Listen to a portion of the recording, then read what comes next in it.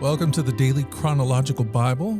My name's Hunter, and we are reading through the Bible in chronological order as a single story.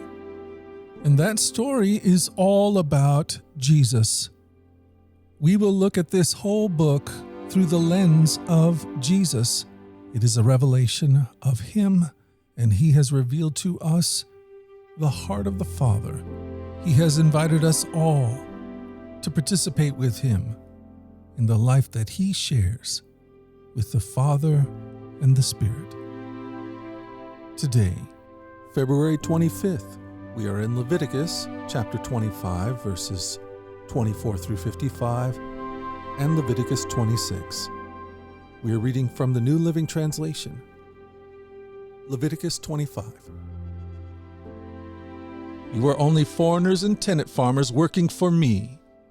With every purchase of land, you must grant the seller the right to buy it back. If one of your fellow Israelites falls into poverty and is forced to sell some family land, then a close relative should buy it back for him. If there is no close relative to buy the land, but the person who sold it gets enough money to buy it back, he then has the right to redeem it from the one who bought it. The price of the land will be discounted according to the number of years until the next year of Jubilee. In this way, the original owner can then return to the land. But if the original owner cannot afford to buy back the land, it will remain with the new owner until the next year of Jubilee. In the Jubilee year, the land must be returned to the original owners so they can return to their family land. Anyone who sells a house inside a walled town has the right to buy it back for a full year after its sale. During that year, the seller retains the right to buy it back. But if it is not bought back within a year, the sale of the house within the walled town cannot be reversed. It will become the permanent property of the buyer. It will not be returned to the original owner in the year of Jubilee. But a house in a village, a settlement without fortified walls, will be treated like property in the countryside. Such a house may be bought back at any time, and it may be returned to the original owners in the year of Jubilee. The Levites always have the right to buy back a house they have sold within the towns allotted to them, and any property that is sold by the Levites. All houses within the Levitical towns must be returned in the year of Jubilee. After all, the houses in the towns reserved for the Levites are the only property they own in Israel. The open pasture land around the Levitical towns may never be sold. It is their permanent possession. If one of your fellow Israelites falls into poverty and cannot support himself, support him as you would a foreigner or a temporary resident and allow him to live with you. Do not charge interest or make a profit at his expense. Instead, show fear of God by letting him live with you as your relative. Remember, do not charge interest on money you lend to him or make a profit on food you sell him. I am the Lord your God, who brought you out of the land of Egypt to give you the land of Canaan and to be your God.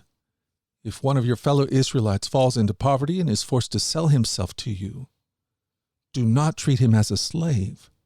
Treat him instead as a hired worker or as a temporary resident who lives with you, and he will serve you only until the year of Jubilee. At that time, he and his children will no longer be obligated to you, and they will return to their clans and go back to the land originally allotted to their ancestors. The people of Israel are my servants, whom I brought out of the land of Egypt, so they must never be sold as slaves. Show your fear of God by not treating them harshly. However, you may purchase male and female slaves from among the nations around you. You may also purchase the children of temporary residents who live among you, including those who have been born in your land. You may treat them as your property, passing them on to your children as a permanent inheritance. You may treat them as slaves, but you must never treat your fellow Israelite this way.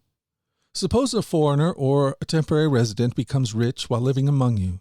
If any of your fellow Israelites falls into poverty and is forced to sell themselves to such a foreigner or to a member of his family, they still retain the right to be bought back.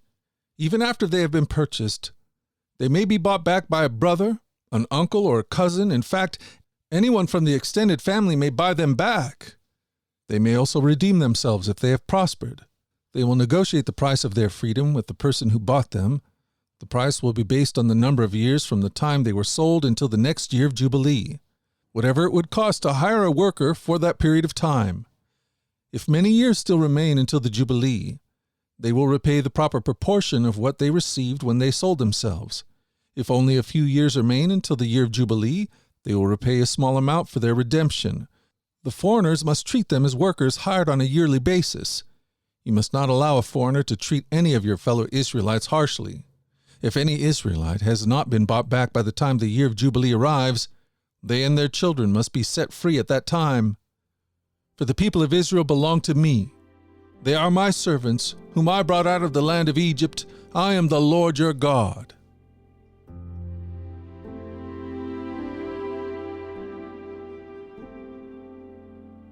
Thank you for joining us at the Daily Chronological Bible. You can find out more about our other podcasts at dailyradiobible.com, where people from all around the world come to join us in this journey through the Scriptures, where we allow the Scriptures to point us to the God who is love, the God revealed to us fully in Jesus. Again, that website is dailyradiobible.com. Subscribe or follow wherever you get your podcast. Until tomorrow, let's go forward in God's joy. Let's let His joy be our strength. And let us always remember this, that you are loved.